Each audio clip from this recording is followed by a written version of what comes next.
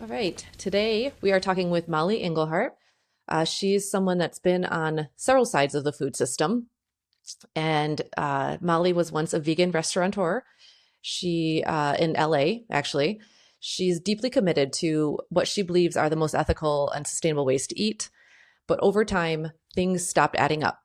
So her path has led her somewhere unexpected. She moved from LA to Bandera, Texas, where she has a ranch there, and I'll let her tell more about that. And she really leaned into regenerative agriculture and raising animals. And I think over the last year, you've really focused a lot on education and educating the consumer and educating a lot of people out there. So I think my first thing I'd like to start with, just for people that don't know you that are listening, can you just give us a little background on who you are? Yes, I'm a well-known vegan chef turned Texas cattle rancher, as vegan chefs do, right? Turn into Texas cattle ranchers. No, just kidding. They do not.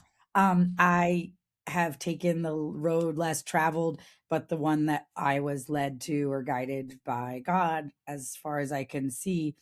We have just continued to disconnect from his creation, and we continue to try to make what he has made perfect completely wrong. And so uh I just started to realize that everything that I had believed, nature could completely debunk it. And that's why I wrote the book Debunked by Nature, because I was kind of liberal and feminist and all of these things and vegan, and I was successful financially, and I thought I was doing the right things in the world and that my views were kind. And but the reality was they weren't based in reality. We can't avoid death. Death is the other side of life. And what is life if there isn't a finite time to it? It's not precious if it goes on forever. And so life and death are belong together, and we can't avoid one of them. And it's just a crazy idea that you could. And nature taught me that, and through my relationship with regenerative agriculture and nature, I shifted and realized that a vegan diet was not a pathway for anything. And so I did go from a vegan restaurateur to a Texas cattle rancher. And that is a strange path, but it's the one that I've been led on, just following truth, just following reality. And as we go through a world where everybody is, you know, connected to a device, headphones in their ear, kind of half in one world and half in another world, it's I'm just here screaming into the abyss, reminding us that nature has a perfect design made by God, and we're ignoring it. We're denaturing our food, we're denaturing everything, and we're putting chemicals in everything, and we're all getting sick. And there's all these lessons to be learned, and we're not learning them. We just keep doubling down on them. And so that's what I'm here in the world trying to educate people on, is that there is a different way, and we can go back to a more human, more Homo sapien way of living, that is deeply rooted in reality And I in think it's alignment with nature. and in alignment with nature, which is not against God. So many people want to call me a pagan. And so I did a bunch of research, because, like, where does the word pagan come from? Because I'm a Christian, I follow Christ. And so I'm wondering, why do people keep calling me this? And it turns out that the word pagan comes from the word pagai, which means someone that lives close to the land, or a farmer, or someone that lives in the outer lands, not inside of the urban areas.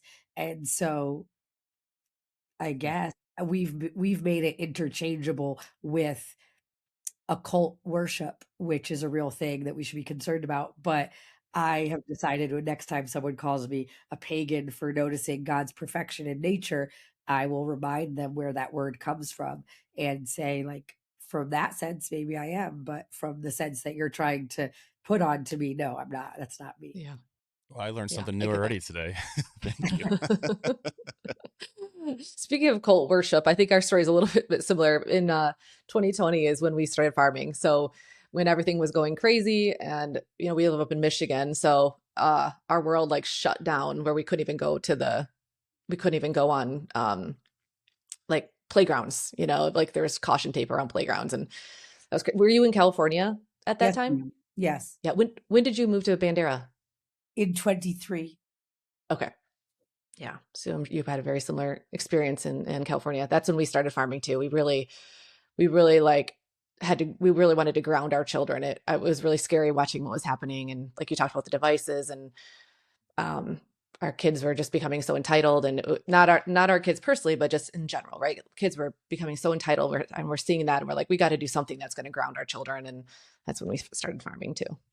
Yeah, I mean, we're creating weak people. My sister-in-law says to me the other day, I watched this thing and it was saying that gentle parenting is not the answer. A warm heart, but structure. And I was like, well, whoever thought gentle parent, have you ever like look at anybody who gentle parents, look how their kid comes out. Like, I'm not into gentle parenting. And I mean, I'm not into huge amounts of structure. My kids are kind of feral as can be, but nature has boundaries. There's Mm. and they're going to learn those boundaries, and that is going. But gentle parenting tends to also be patting your children from anything, and you can pad your children from anything. My daughter, my 2-year-old sliced my 8-year-old's lip open so bad yesterday by throwing a tube of toothpaste at her because she wouldn't go downstairs and get her a strawberry. So that was like all in the confines of the house, and there's like blood dripping on the couch, blood everywhere, and I'm like, oh my goodness. And so people can get hurt anywhere. Like you can't pad your children, but if they don't know what the boundaries are because they don't have to ever go out in nature and understand, hey, there's snakes in the tall grass, so you have to be mindful to not just blindly run through the tall grass. If we don't give them the ability to have discernment, they get older and they think that none of their actions and reactions matter. And I had this happen recently. I was doing a farm tour and I saw that the bull had knocked as I came around the corner. The bull was just trying to get in the front as they do. And he knocked this dairy cow over this little cliff, and she was stuck between two trees and upside down. And it was a life threatening situation. And so I stopped the farm tour. I jumped off of the buggy thing that we do the farm tours. And at first, this woman was a little bit like, you're just going to stop our tour. like, and, and I just ignored Welcome to her. farming. I called on the radio. I was like, I need a chainsaw. It's an emergency. Someone bring a chainsaw to buy the pigs. And I'm pulling the cedars. We're trying to get her flipped back over. And it's like super. And then the woman starts filming, and then she starts crying. And then we finally get the cow out and get her back up, and she walks to the barn, and everybody thinks everything is okay. That breathes a sigh of relief. The woman started crying. And I said, why are you crying? And she said, nothing in my life is life or death. Should I go to work or should I call in sick? Should I go out to eat with my friends or should I stay home and watch TV? She said, nothing. Nothing matters. Nothing is urgent. I'm just kind of making a series of decisions based on what I feel like doing or what my responsibilities require me to do in that moment to not have discomfort.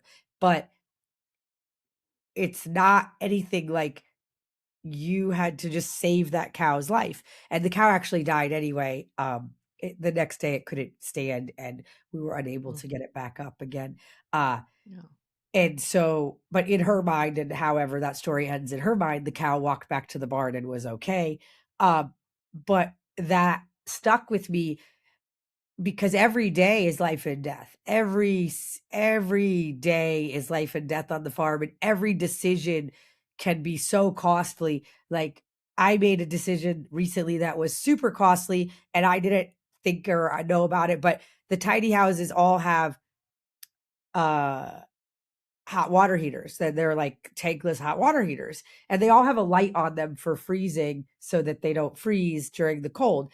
And none of them have ever broke, but I had never disconnected the propane from them. And so apparently they have a thing where if it gets too cold, they turn on and heat themselves up so they don't freeze. I did not know that. And I disconnected the propane because I didn't want to drive to the store to buy more propane for the greenhouses. And I disconnected the propane from the tiny houses, and all of the hot water heaters exploded in the cold, even with the heat lamps on them. And so I made this one decision that was not life or death, but it was thousands of dollars to save the plants in the greenhouse or not drive to town because it was late and where can you get propane or whatever. And it's like that kind of decision, whether we let when the boar goes in and impregnates and you're trying to find the warm period and then it's too late and it's so hot and you're losing babies because of dehydration, or you're losing babies because there's a cold snap in April and they all froze to death. It's like, so everything is life and death and you can't avoid it. And so we're so insulated in our culture from that. And I want my kids, people say, you don't think it's hard or traumatic for your kids to see all the death? And I said, no, I think it's natural and I think it's important, and they will be sad, and they will experience sadness, but I think that they will understand in a more real way than other people do, like what is the cycles of life and death. And that is, they do. My kids, Yeah. my son's fish died the other day, and he was like, "The fish died. I didn't flush it. I put it in the freezer because it's less than 30 days, and we still have the receipt. And so Petco will give us a new fish." And I said, "Okay, great."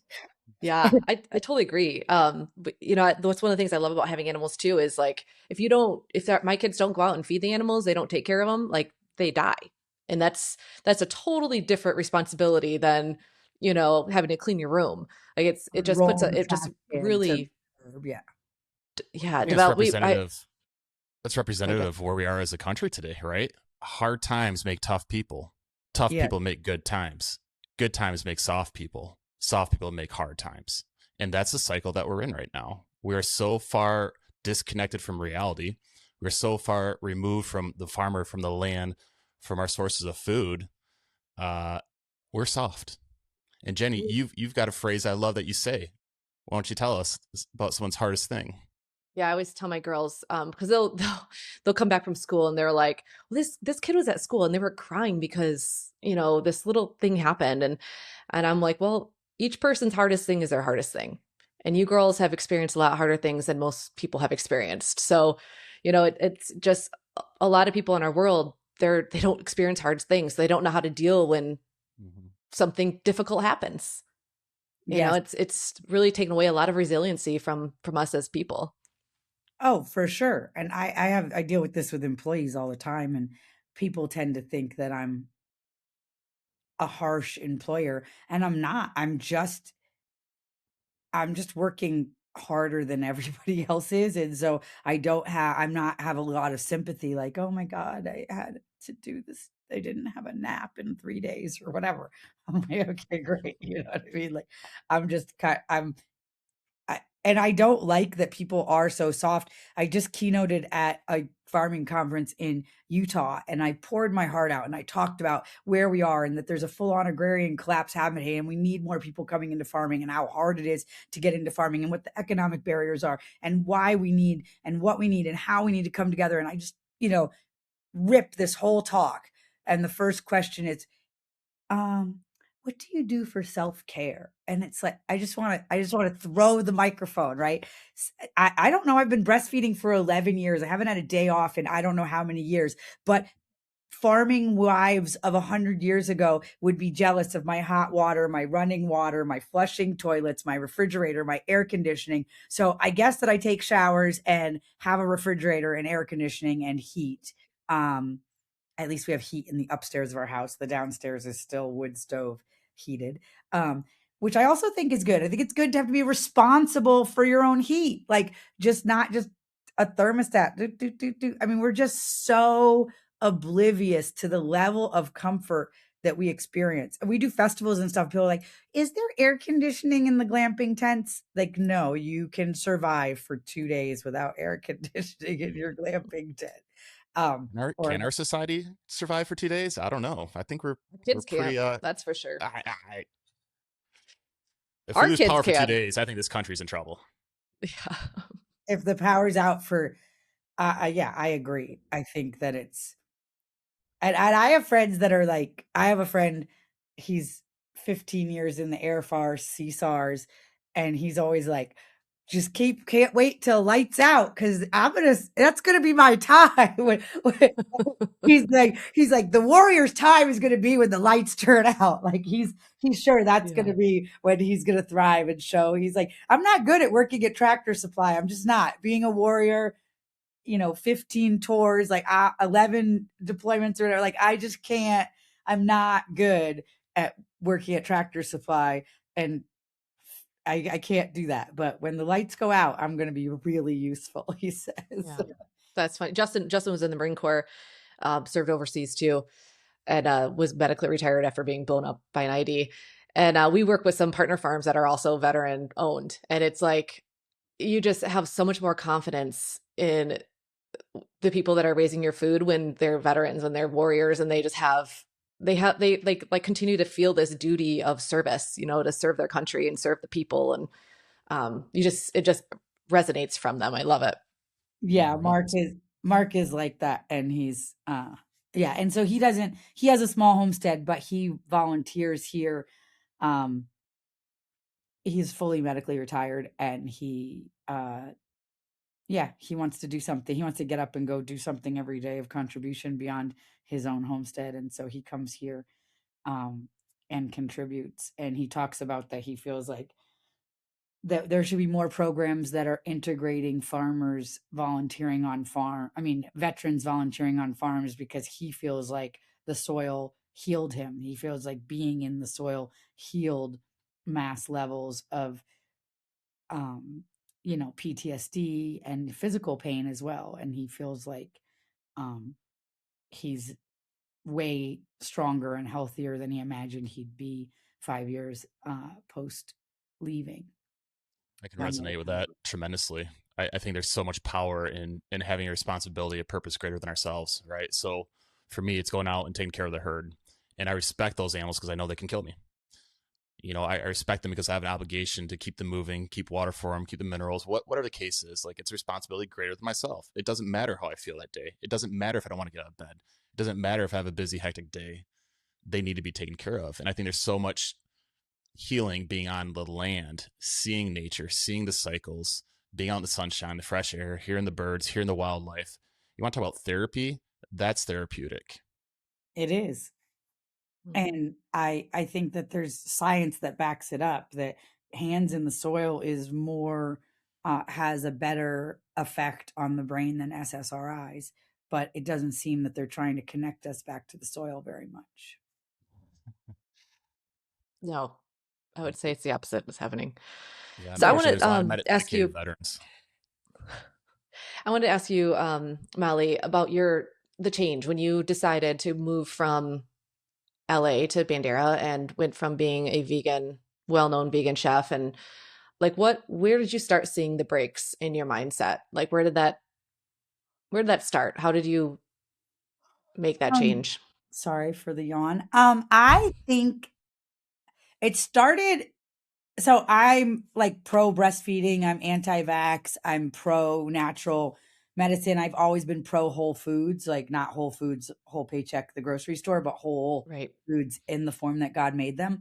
And so I breastfed all my kids for upwards of 2.5 to 3.5 years, depending on which one. I've been breastfeeding for 11 consecutive years right now. So I'm on a marathon right now, but That's impressive. I'm I'm 47, so I imagine is very likely my last one. So I'm close to the end of this marathon. But I was breastfeeding my second child, and my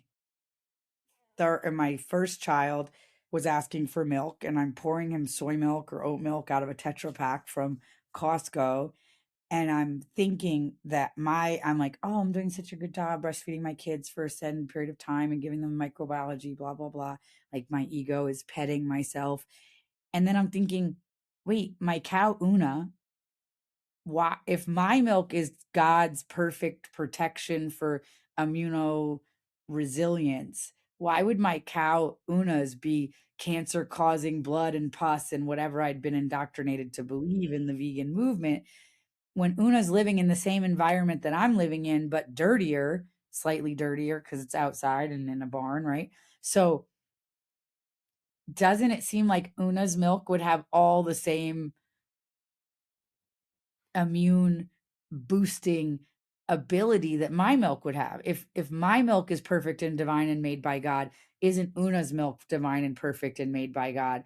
And I saw Una's milk in this glass jar, half-gallon glass jars in the fridge, and I saw the Tetra Pak, and I just decided I'm going to give my son Una's milk. And then he didn't like it because it wasn't sweet enough, because all those oat milks and everything, they all have, to make them taste tolerable, they all have sugar in them. And Hmm. so I had to put a little maple syrup in the milk in the beginning to get the kids to drink it. And but I switched my kids over, and now, I'm a huge proponent of the health benefits of raw milk. It's Lent right now, and I don't know when this is going to come out, but we're at least a month into Lent right now, and I have 2 more weeks to go. And I'm only doing raw milk because I'm fasting. I haven't had food since Ash Wednesday, which is, I don't know, 30 days ago or something. Oh, Um, and so I'm a big proponent of raw milk, but that was like the first catalyst. And then, we had a situation with some dogs killing sheep that were grazing on our neighbor's property, and my husband just ran over there and shot the sheep that were still alive, and suffering, and cut them all open, and was like, that one's bad, compost it, this one's still good, and hang that one up, hang that one up, hang that one up. And he spent all day butchering. The whole herd got murdered by these two German shepherds. And he was like, call somebody. My husband in stressful situations is a yeller.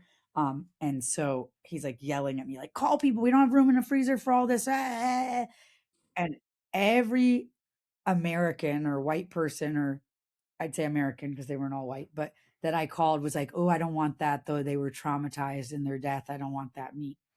And Latino family after Latino family came and got 5-gallon buckets of chopped up lamb that my husband was all day processing.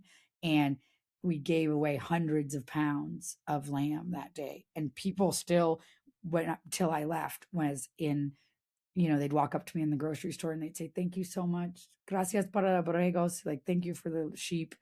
And I realized that there is no food without death, and there is no life without death. And I would have just cried about my sheep and put them in the compost pile.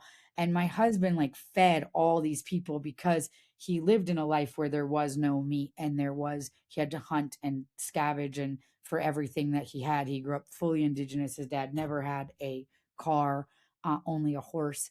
And so my husband grew up in an old indigenous world that doesn't exist around us anymore. And he knew the value of that sheep, and he knew the way to honor it was actually to have it feed the community. And then I had also had some ducks, and I had rescued ducks and some different ducks that I had, and they kept making more ducks, and we weren't eating anything because I didn't want anything to die on my farm, and I was a vegan. And I got some khaki Campbell ducks because they were supposed to lay eggs through the winter time, and they were supposed to be able to get a little taller on their back legs and get up to the snails higher up on the orchard. So I got those khaki Campbells and I raised them with the kids in a little swimming pool on the back porch, and we took care of them, and then they grew up and we put them out in the orchard. And I remember that morning I put them out in the orchard, and the grass was tall and the irrigation was going, and the beads were falling off the grass onto their back, and I was like, we're doing it, regenerative agriculture and the ducks.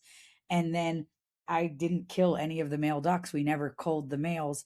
And my husband called me and he's like, you're going to be upset. I was at one restaurant. He was at another restaurant because we had a chain of 5 restaurants. So, and he's like, you're going to be upset. And he sends me a picture, and it's just a tractor bucket filled with all my khaki Campbells dead. And then a video of the male ducks just like raping the corpses, and that they had basically mated them to death. And there was wow. too many males. And I was thinking nothing should ever die, but in nature it wouldn't be that way. And they're Right. and in nature they would mate and bond for life, and they would just mate with each other. But in captivity, that's not how it works because there's unlimited food and da, da, da, da. And so you have to cull the males or you'll have this happen. And I, trying to play God, um let all of my ducks die that day. And those 3 things really led me to believe that nature has a design, and nature is not cruel, but it is harsh. And Harsh. we cannot avoid that. And farming and treat however we treat animals, with the exception, I think, of hogs and chickens, I'd say in some situations, but mostly however we treat animals is still a kinder death, and a kinder life than what nature will eventually have happen to animals. And I just realized that I want to participate in the cycles of life and death. I want to step into my role as the keystone species. And then, I mean, California just went totally loony and they stole everything from me. You know, I was selling my restaurants for $31 million, getting ready to retire and be a full time mom. And they closed down all indoor dining for 2.5 years. And I lost that deal. I lost my restaurants. I lost my income. I lost 15 years of building, because bureaucrats know better. And I just said, I want to go somewhere with less bureaucracy. And there is less bureaucracy here in Texas, but there's still a lot. And people don't wear shirts that say LBGTQIA plus, but they wear shirts that say come and take it. But they all still want to suck on the tit of the government, and they all still are comfortable and lazy. Not they all, but there's a lot of still apathy. And so I believed that when I moved to Texas, it was just going to be this freedom loving, self reliant state, and everybody was going to be like that. But they're not. They just still want the government involved in every interaction.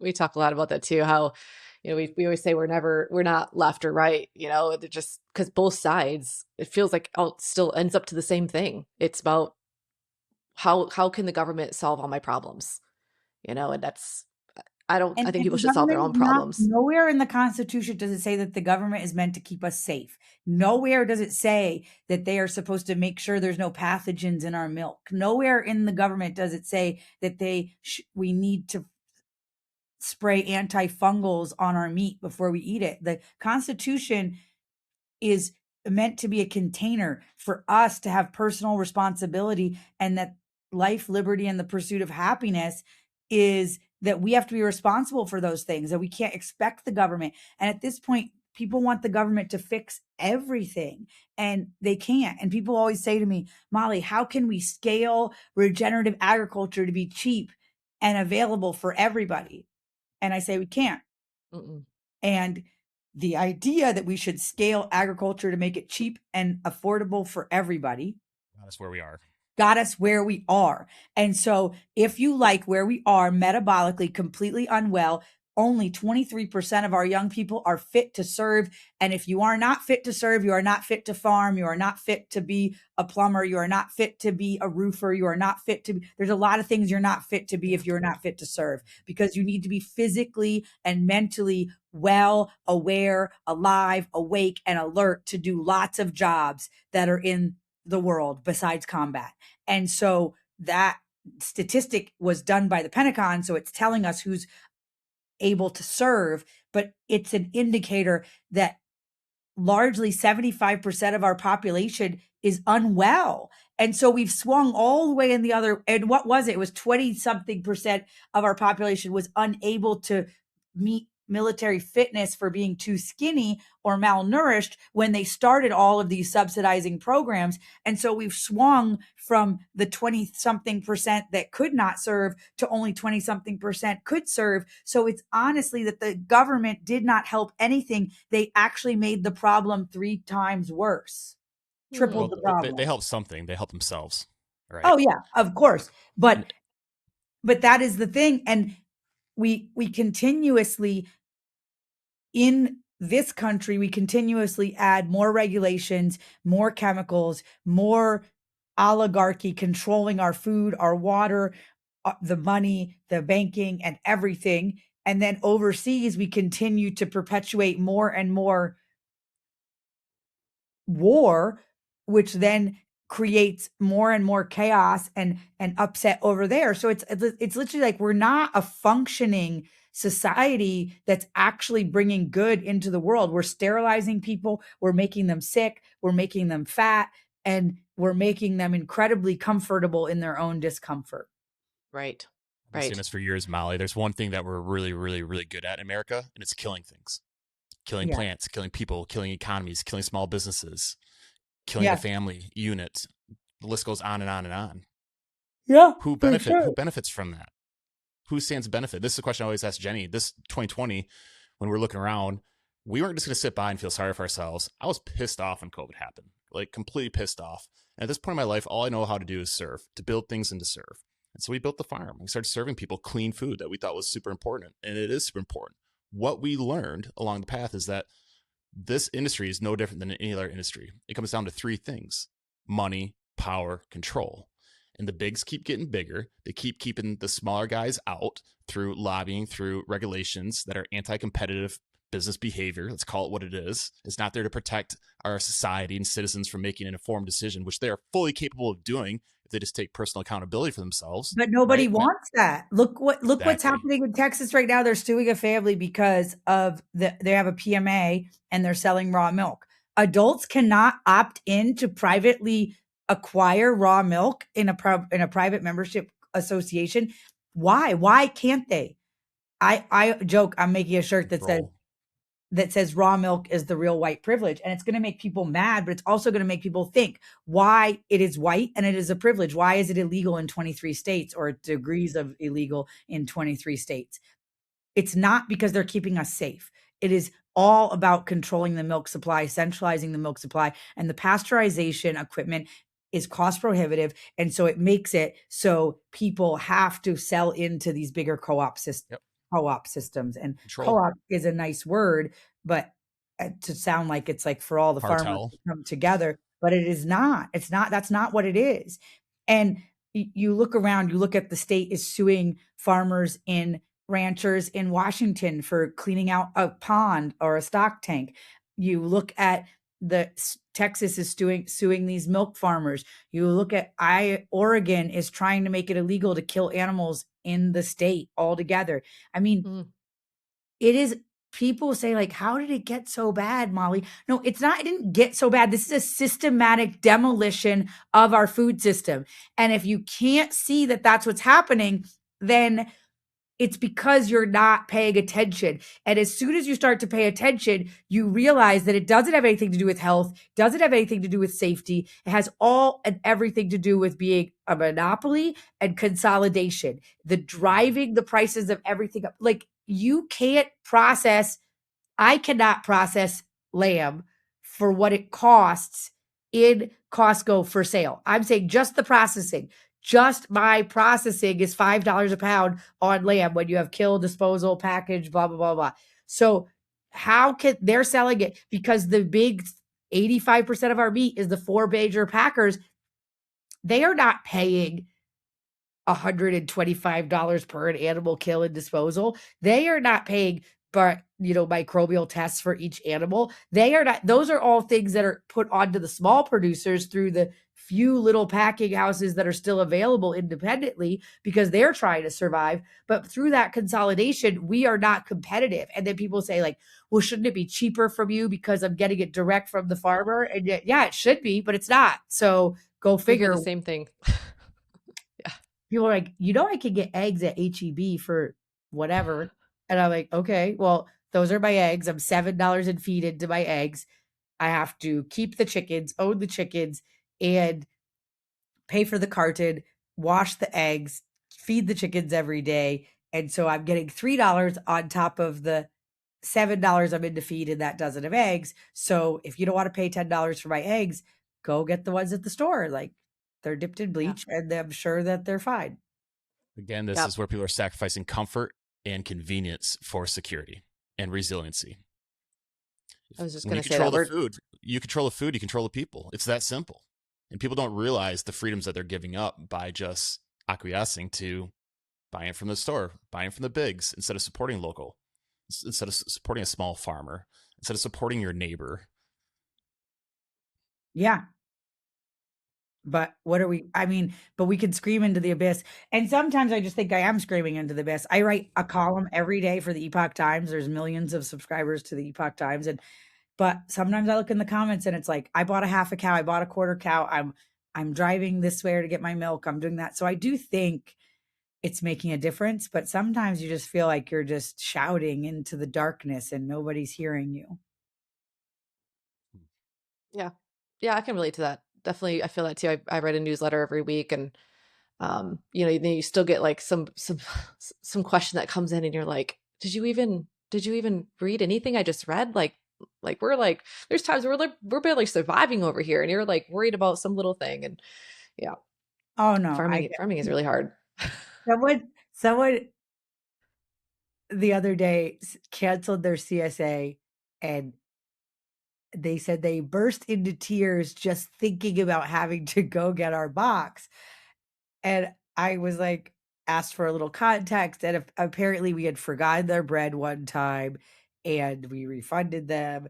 And another time we were 30 minutes late to the drop spot. And so she was canceling her CSA because after those two experiences, she just burst into tears thinking about what it was going to be like to pick up her CSA today. And I was like that's not my customer. Like I actually I have Yeah. nothing to say to this person. Like it's like your kids. Like if the hardest thing in her life is picking up her CSA, and I forgot her sourdough bread one time where we were out. I don't know. Probably didn't forget it. We were probably just short. Like sometimes the orders outpace what my husband can cook, and sometimes it seems like Monday morning, like, oh, we only have a few orders. And so we'll open the orders up a little longer and he'll bake extra bread. But sometimes then all of a sudden there's last minute.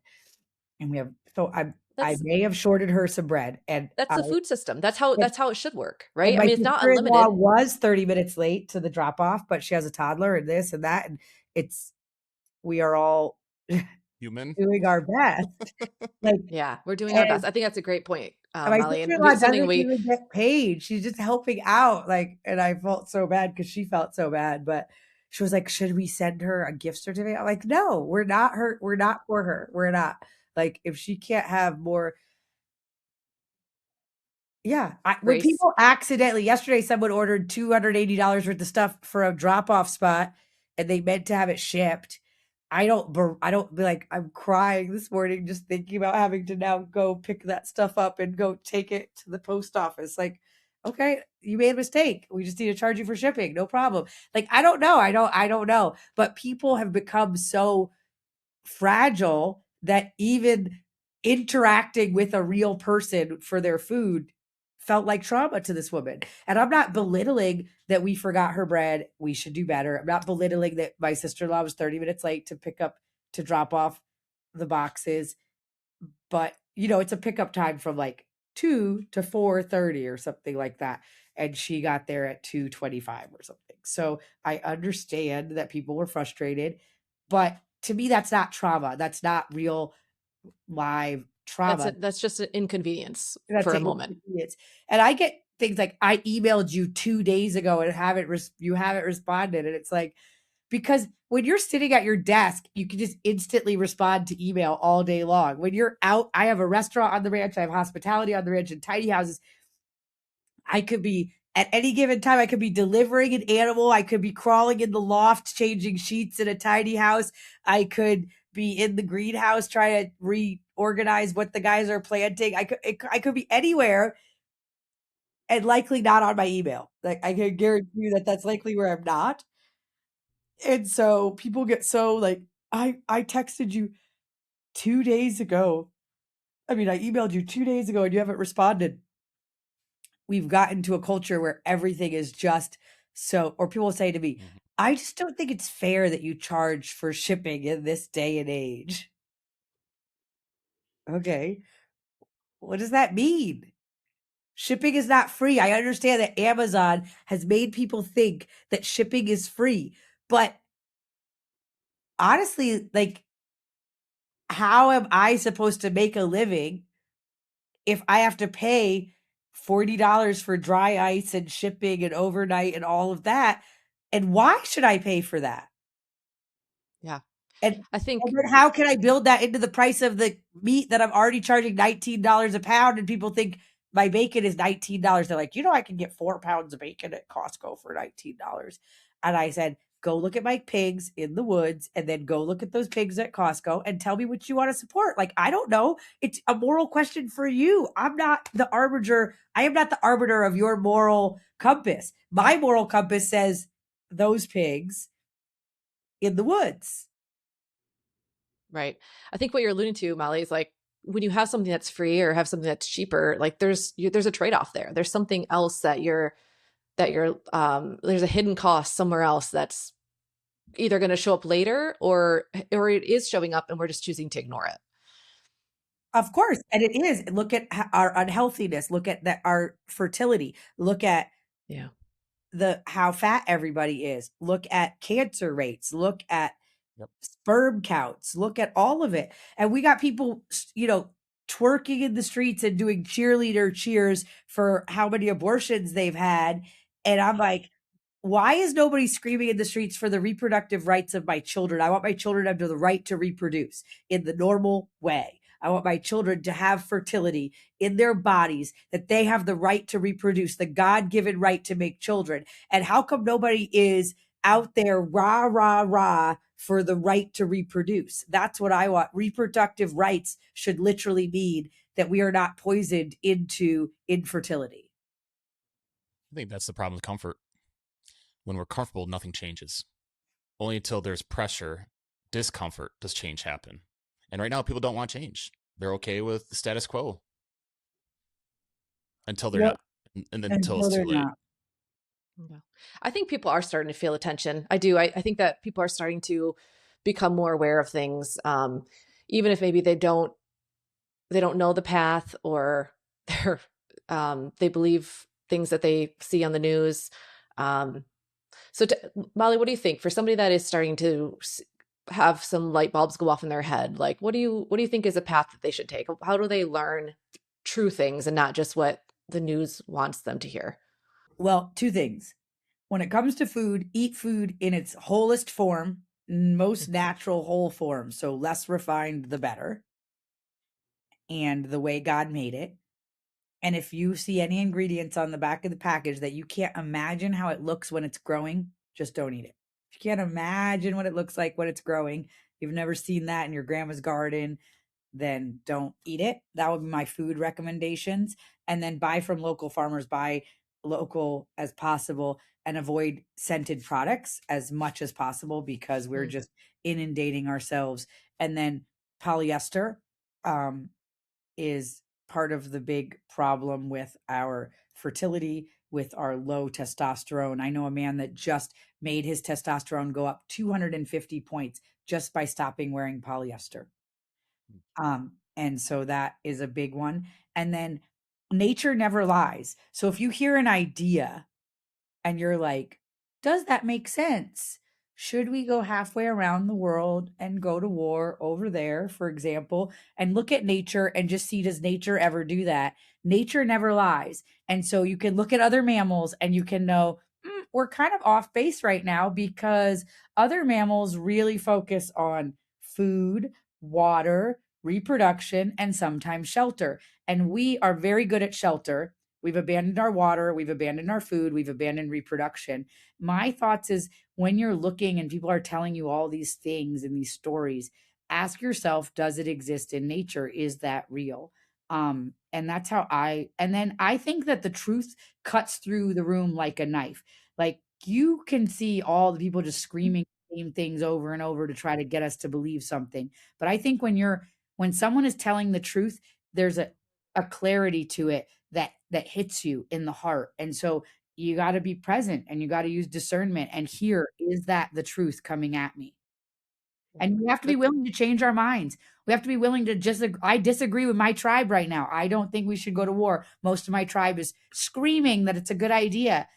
They went crazy on me yesterday or whatever day I said I'm pro life when you're 18 and I'm pro life when you're in the belly. And there was not an imminent threat and we should not go to war. People went crazy on me. And that you guys may not agree. Everybody, we're allowed to not agree with each other. But the truth is, whenever we go to war abroad, we lose freedoms at home. This always happens. So my thing is right now, the war is happening. I can't stop that. But we need to be vigilant at home about what freedoms we are going to lose. Because every time there's a war abroad, we lose liberties at home. They use the chaos, they use the fear to take away our freedoms. And that's what we need to do. Patriot Act, early What? 2000s, the Patriot. Patriot Act. I mean, World War One, when was Hiroshima? World War Two. We put a bunch of World War American II. citizens in internment camps, took all their land Mhm. and everything from them. Yeah, I've been saying this for a while. Nobody wins in war. That's just the truth. Mhm. It's No, something they to, do. You know who wins? There's a whole Military industrial complex. military industrial complex Yep. wins Again, billions of dollars, money, power, control. And I money, hate to be power, so control. blunt about how this world goes around, but I'll tell you, when I was laying in my hospital room after getting blown up for several weeks, I was like, what the hell is this all for? And that's the only thing I could come to that made any sense, because it doesn't make rational sense otherwise, unless you look at it through that lens: money, power, control. Yeah, that's it. And my friend that I was telling you about, the same thing. He did CSARs mostly, but for a year and a half, he had to go get bodies with the families and then escort the families back. He goes, 2 years of sitting across from families asking me the same question. Is it worth it? Was it worth my son or daughter to die for whatever you're going to do over there? And having to sit there for 9 hours and say, I'm not allowed to speak to you about this matter. I'm not allowed to speak to you about this matter. And watching them grieve, you start to say, like, what are we doing it for? And then when you start to ask those questions, they're not very welcome. Those are hard questions. And unfortunately, I think in our society, we are no longer accustomed to asking hard questions. Again, comfort. We want it easy. We don't want to think. We want to be told what to do. We want to look like everybody else. We want to do the same thing that everybody else thinks is the right thing to do. Going to college. When I was in high school, it was just assumed that if you're a smart kid, you're going to go to college. Well, I was not the college type. And for me, ended up working out better for me long term. But people are just going with the flow. They're just doing what they think they need to do. What everybody else is doing, they think that's the right thing. I've always felt contrarian. If everybody else is going left, I'm going right. If everybody else is thinking this, I'm going to take a look behind me to see what's really going on. I want to look at the opposite of the crowd. I don't want groupthink. I want individual thought process that's actually has some depth, has some objectivity to it, instead of just taking what people are told. Yeah, I agree. Well, I think that there could be a mass awakening happening, and that's what I continue to pray for. I think, I don't know if you saw the other day, Tucker Carlson said, I hope that the spell will be broken and everyone will be awakened or something like that. And mm, everybody on Twitter just like went crazy on him. And I think that the reason people went crazy is because we are under a spell.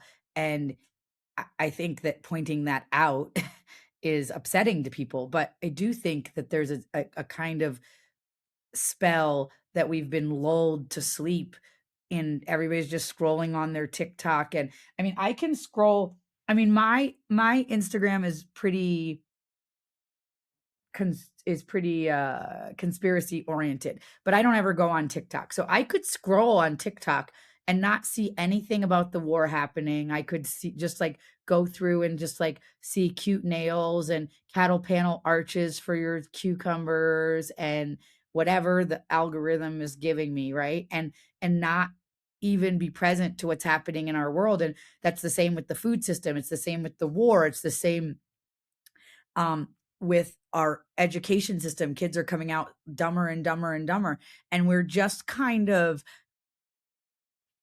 half in this world and half in this world where we're just like, entertain us, Yeah. distract us, Noise.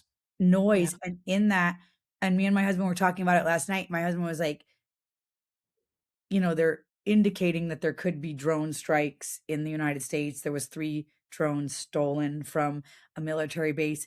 And my husband's like, if there's a 9/11 type event happens on US soil, everything is going to change again. Everything in control and everything is going to change. We were talking about this in bed last night. And he's like, and nobody's really gearing up or trying to think about what is that going to look like.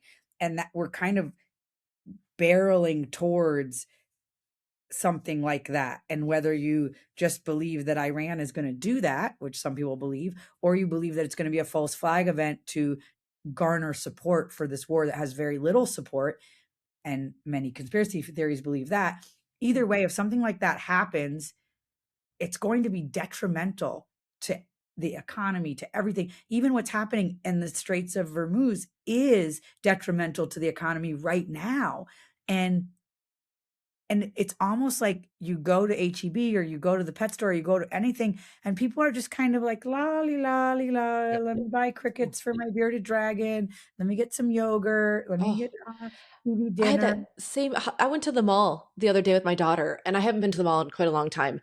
And I'm walking through and I'm looking at all these stores, and there's so much stuff, and there's like so many things to buy. And I'm like, people do this all they're go to these malls and there's like, and then they complain about the price of my food, and they're going to these malls and there's so much junk available to the people in our country. It was like overwhelming for myself to like, Because I their spent a lot of priorities time are on the farm. wrong. Their Yeah. priorities are out of whack. Oh, it's I yeah, I spent a lot of time on the farm doing like stuff with my hands and bring a lot of value to people in my community, and then to go to the mall, and I'm just like, there's so many people that live in this world, but this is their reality. It's I just I I agree. I talk about this all the time. And you just I saw this guy the other day, and he had obviously like had a port removed, and he had bandages on his hands and bandages right on here. So he'd obviously just gotten Oh, out of the hospital. And his grocery cart consisted of a handle of vodka, 2 6-packs of beer, cigarettes, and some TV dinners. And I was thinking, sad. I was just like sad. I was literally yeah. just like, they just patched you up the best they can, and you're just got out and you're doing the exact same thing, like, and I don't think he's a bad person. I'm not judging him. It's not what I'm just saying. We're just lulled into this kind of daze that doesn't, to me, feel truly present in our own bodies with God, with nature. I don't feel that we are in it. We are not present. And we've all gotten there in our marriages or with our children where, the other day I said yes to my son, and my son said, "Are you sure you're saying yes to me?" And I said, "What did I say yes to?" And he said, "That I can watch a kids movie right now." I was like, "No, you can't watch a kids movie. You have to get ready for school." I don't know, why would you ask me that? And he was like, "Well, you said yes." And I was like, "I get it. I was unconscious." And so we've all been in that moment of Yeah. unconsciousness. And I take full responsibility that I'm live in the digital world. I'm promoting our business. I'm trying to sell CSAs. I'm trying to mhm. sell books. I'm trying to sell myself for speaking tours, right? Yeah. And so I get that.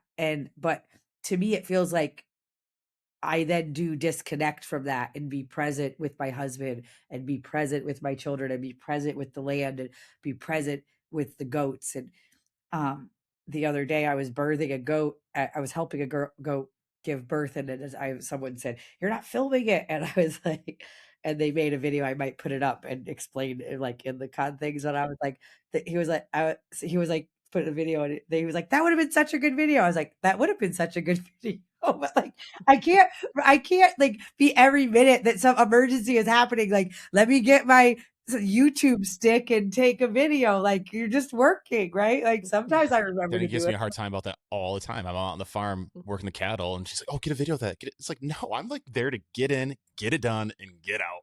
you know, But Take a but then picture, come on. but on the other side of that, she's right. In the other side, someone said to me the other day, "Oh, thank you so much for your microphone, blah, blah, blah, blah, blah. Thank you for being out there and taking so much of your personal time and so articulately explaining the problems that it's facing farming today." And I said, "You're welcome. You don't know how many farmers tell me like I'm basically a fake farmer because I spend so much time doing that." And haters. ultimately, I'm not doing that just for me. When Epoch Times is a national newspaper with millions of subscribers, when the comments are all saying I'm buying milk from this farm, I'm buying a veggie box from this farm, I'm buying, that's not helping me. That's helping Right. some other farmer out there that maybe doesn't have the bandwidth to do it. So I believe, and I prayed for an off-farm job that I could do from the farm on my own time. So the fact that I got this job writing this column for Epoch Times is like a blessing because it's a daily column. So I get paid daily. I mean, I don't get paid daily, I get paid once a month, but I make money every day that I submit an article.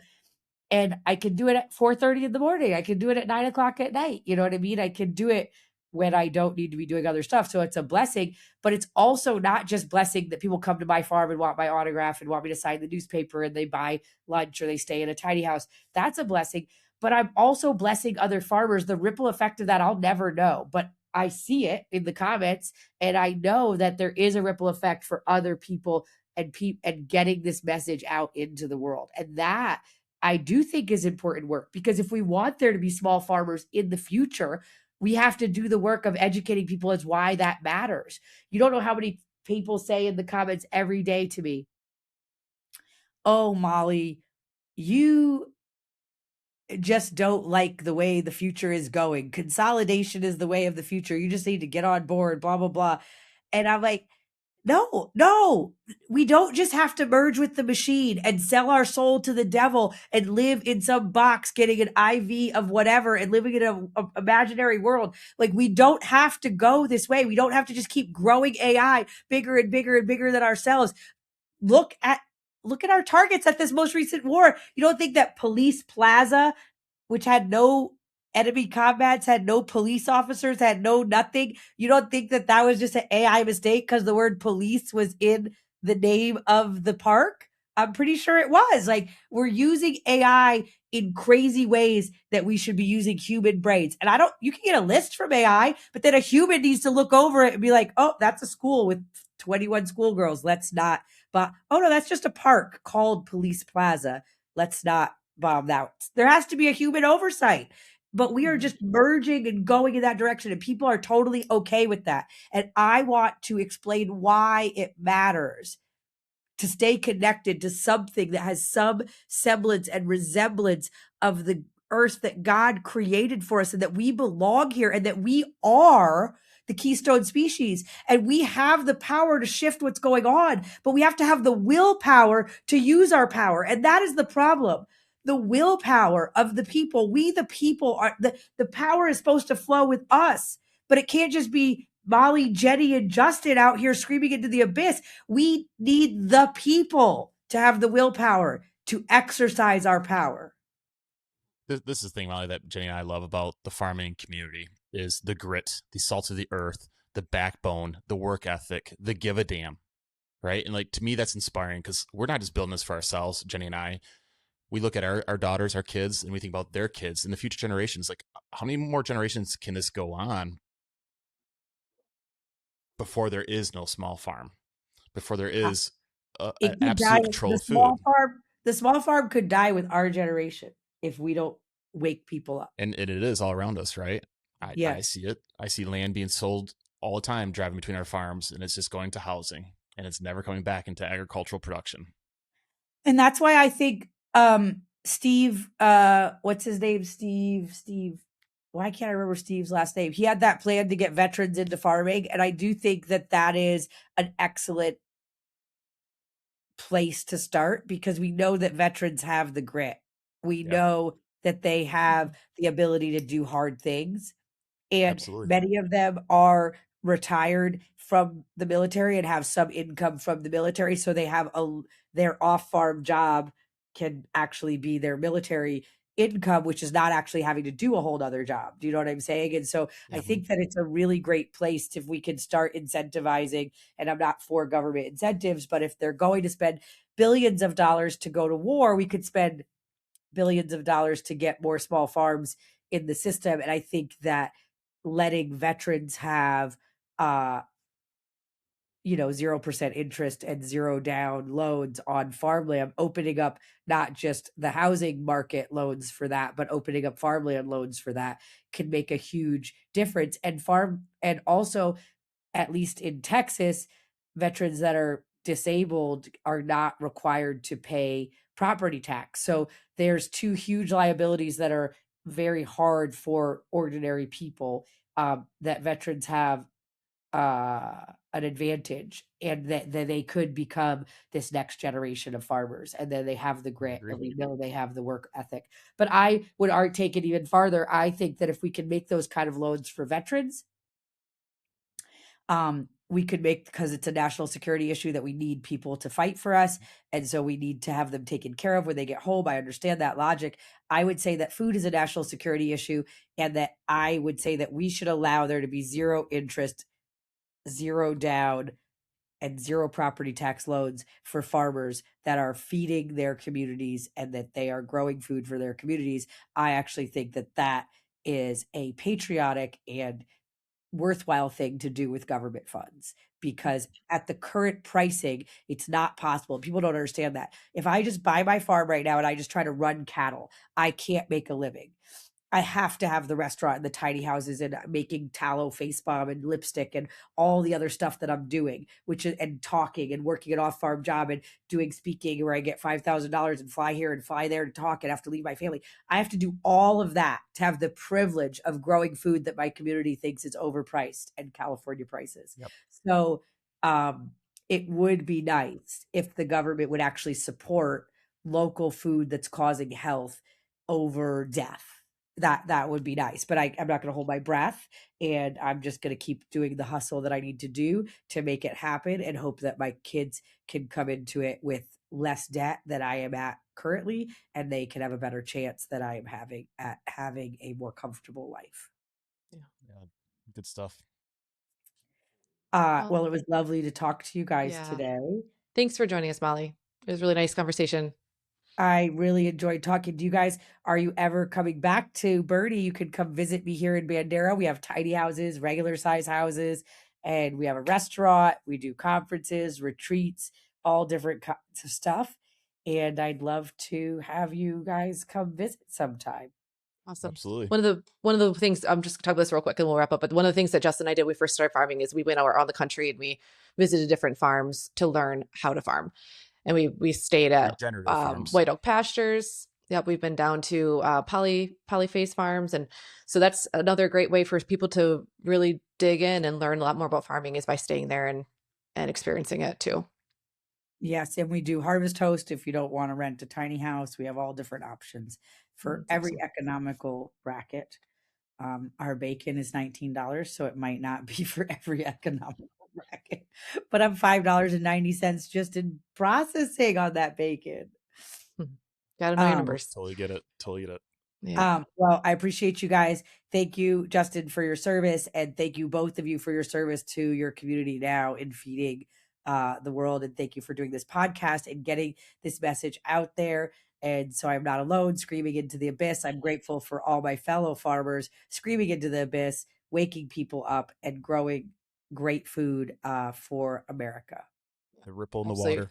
Good stuff, Make Mollie. food in America great again. That's what I want.